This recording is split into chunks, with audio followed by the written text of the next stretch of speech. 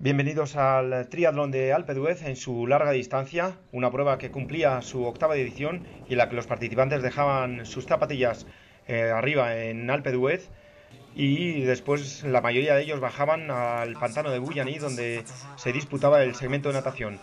Aquí tenemos a la colonia española que en este año nos representó con 45 triatletas y este es el grupito del Team TBB con Brett Sutton, aquí le tenemos como entrenador, que iban a ser los favoritos para esta prueba. Albert Moreno, uno de nuestros representantes, estaba muy concentrado escuchando música y aquí tenemos a los participantes tirándose a las frías aguas del pantano de Bullany.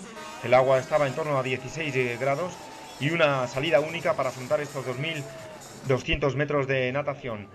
El segmento del agua consistía en un rectángulo al que había que dar dos vueltas de 1.100 metros. Aquí tenemos el paso por la primera vuelta, es Stephen Bayliss el que va tirando de un estiradísimo grupo en el que van aproximadamente 12 unidades y dentro de estas 12 unidades prácticamente lleva todo el equipo del Team TBB y Albert Moreno. El resto de los participantes afrontando esta primera vuelta, como vemos, es un rectángulo perfecto que cubría 1.100 metros cada vuelta. Aquí tenemos cabeza de carrera, 5 unidades, ya tomando la rampa que daba acceso al parking de los boxes.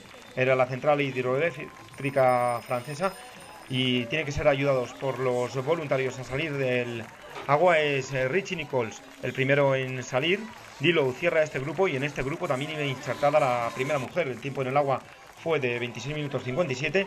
A 20 segundos salía el grupito de Damien y Kunama, otro de los favoritos que venía de correr Roth y a acabar segundo.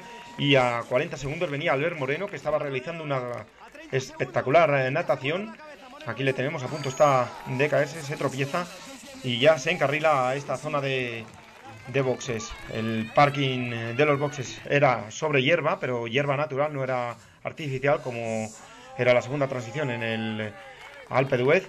Y ahí vemos a la primera mujer, la alemana Krun Rachel, que salía a afrontar estos 115 kilómetros de ciclismo. Veíamos también a la segunda mujer, Meribeth Ellis, la gran favorita, comandando este grupo con otros hombres favoritos como Hervé y Elguezabal. Elguezabal tiene problemas en la transición, perdería un minuto. Y a 5 minutos venía el grupito de otra de las favoritas, Am Basso. El resto de los participantes ya preparándose para afrontar estos 115 kilómetros de ciclismo. Nada más salir de este parking había un repecho muy fuerte, pero después eran 25 kilómetros llano favorable, tirando en bajada, y se formaba este grupito con los hombres del Team TBB. Era Dilo el hombre que comandaba este grupo, también estaba Nichols, y el único que no era del Team TBB era el francés Demien, mientras que a 15 segundos se colocaba Kunama, que les tenía todo el rato a la vista. Y a 2 minutos en este tramo de llano aquí les tenemos el grupo de Hervé y Elguezabal, que pronto les había cogido, había perdido mucho tiempo, repetimos, en la transición. Y en el primer repecho del Alto de Gran Serre cazan a Albert Moreno, es Elguezabal el encargado de hacerlo, y es que están marcando un ritmo espectacular, recortando tiempo a los 5 delante, más que Kunama, que estaba intercalado. La primera mujer cubría este primer puerto en primera posición, Rachel. Y aquí, a mitad de puerto, Kunama da contacto con este grupo de 5 unidades. Venía desde atrás, mientras que se quedan solos en esta primera parte del puerto Elguezabal y Hervé. Es Elguezabal el que toma el mando en estos primeros 7 kilómetros de puerto, mientras que por delante el que va tomando el mando en toda la subida es Dilo. Detrás de él se colocan Bayliss, Nichols, Damien, Kunama. Y aquí están afrontando una de las curvas de herradura, una de las varias curvas de herradura que tenía este puerto. No llegaba a ser como Alpe d'Huez, pero había varias en el camino. Y aquí, a falta de 4 kilómetros, Hervé es el que empieza a cazar a los hombres de cabeza. Es espectacular la pasada que les mete. Primero es el francés Demien, ahora pasa a Kunama. Todavía le quedarían unos hombres por delante. Y es que estaban subiendo a un ritmo espectacular. De hecho, en estos primeros 36 kilómetros le recortan, en el caso de Elguezabal, 3 minutos 15 a este grupo. Nichols aquí está siendo pasado, y 10 metros por detrás Mikel Elguezabal estaba haciendo lo mismo, pasando a todo el grupo, y el ritmo de estos hombres iba a ser realmente espectacular. Este puerto del Col du Grand Serre tiene 1000 metros de desnivel, está situado a 1385 metros, son 16 kilómetros al 7%, muy duros. Y aquí tenemos como Dilo empieza a pasarlo mal, se da cuenta Stephen Bayliss y va por los de cabeza, puesto que estaba viendo que el ritmo de Pascal Hervé y de Mikel Eguezabal era tremendo. Y aquí de hecho pasan los 4 en cabeza por este puerto. Nichols y Kunama son los hombres de los 6 que iban por delante que les aguantan, y afrontando los primeros kilómetros, el primer kilómetro, que es un falso llano que llega al puesto de avituallamiento. Aquí vemos Kunama, Nichols por delante, y es Eguezabal desde esos momentos el que toma el mando. A 2 minutos 25 pasaría el grupito de Moreno, con Jarber, Moreno, el francés Ledanois y Olivier Marceau, el veterano triatleta suizo, que estaba regulando muy bien. Y aquí les vemos ya en los primeros kilómetros de descenso. El descenso no tenía ninguna curva peligrosa, tenía eso sí alguna gravilla, al menos en esta primera parte. A mitad del descenso había un repecho durísimo, al 8% de 2 kilómetros. El grupo había enganchado, Dilo, Todd y el francés Demien y Kunama. Sin embargo, al final de este repecho se volverían a quedar y quedan 4 hombres en cabeza. Mikel Eguezabal es el que lleva el mando en todo momento. Aquí le vemos mirando para atrás, se está mosqueando porque no le pasan al relevo, pide ayuda. Como no se la dan, afronta esta segunda parte del descenso muy fuerte. Es la parte más peligrosa, con unas curvas cerradas y carretera muy estrecha y bacheada. Entra también Stephen Bayliss, que quiere no perder la estela de estos hombres. También Nichols y Kunama, que venía un poco por detrás, intenta enganchar con estos 4 hombres. Y en una de las curvas, fíjense, se va al suelo. Una caída tremenda la que sufre. Es Brett Sutton, su entrenador, que les iba siguiendo en todo momento, el que le ayuda a recuperarse, pero finalmente le dejarían ahí abandonado a su suerte a que llegara la ambulancia. Y aquí ya nos encontramos en el kilómetro 75, es un tramo de falso llano antes del inicio del Hornón, y es Mikel Eguezabal el que pone una marcha más y empieza a abrir hueco en solitario. Esto es justo antes del inicio a la subida al Hornón, y se coloca de líder.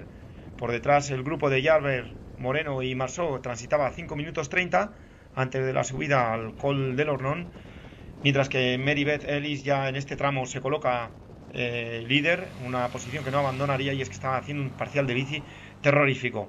Primera rampa dura del Col del Hornón, Eguezabal en cabeza. Al fondo veíamos a estos 3 hombres. Hervé es el que lleva la marcha en todo momento, seguido de Nichols, y ya Bayliss, que empieza a tener problemas. Este alto del Hornón son 5 kilómetros, con una pendiente también del 7%, aunque en el último kilómetro prácticamente en el que veíamos a Eguezabal es un falso llano.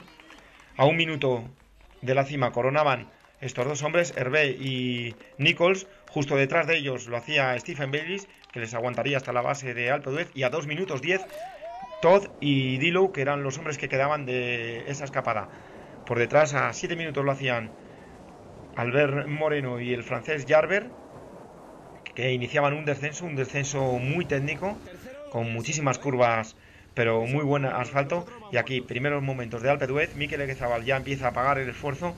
La diferencia de ritmo la podemos ver aquí. Hervé y Nichols suben muchísimo mejor y muy pronto le iban a dar caza, pero fíjense, Stephen Bayliss en estos primeros kilómetros totalmente reventado, mientras que Todd parecía que había guardado mucha más fuerza y subía con muy buen ritmo este puerto. De hecho, iba a hacer prácticamente el mismo tiempo que estos 2 hombres, que aquí les tenemos. Kilómetro 106, ya ven al fondo a Mikel Eguezabal, ya le iban a dar caza.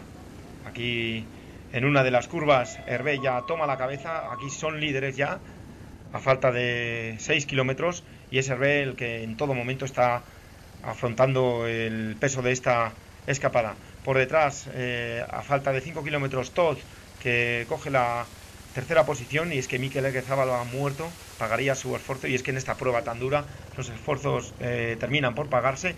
Todd se encamina a la tercera posición, mientras que Albert Moreno, fíjense, sexto en el kilómetro 108, con una agilidad tremenda, estaba subiendo y parecía que podía optar al podio, pues que por delante iban muertos, pero el que realmente murió fue él, y terminaría por abandonar, y ni siquiera terminó la bici.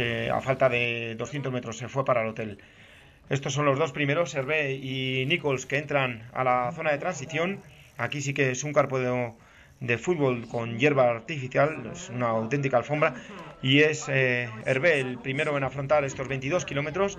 Detrás de él aparece Nichols, que sería la auténtica revelación en la carrera a pie. A 2 minutos llegaba Tots, llegaba muy entero y parecía que podía remontar, pero es que este hombre tiene una historia tremenda detrás de él. Es su primer año haciendo triatlón, venía de las Olimpiadas, pero en remo.